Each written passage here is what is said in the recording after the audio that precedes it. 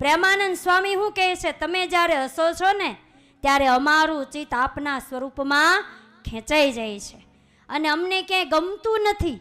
આવું આપણે કરવું હોય થાય હો, પણ એનું થોડુંક અઘરું સાધન છે. કરવું જ તમારે બધાને 15 દી મહિનો કમરો બંધ કરીને મૂર્તિ સામે બેસી અખંડ સોમનારાયણ સોમનારાયણ સોમનારાયણ સોમનારાયણ ભજન આદરી દઈએ અને પછી જે હૃદયમાં ભગવાન ઉતરી જાય, પછી જે એનો અલૌકિક સ્વાદ આવે અને પછી પ્રેમાનંદ સ્વામી જેવું થઈ જાય કે પ્રભુ તમારામાં ચિત્ત લાગી ગયા પછી હવે ક્યાંય ગમતું નથી. આપણે ગાઈએ છીએ ઉપર ચડું,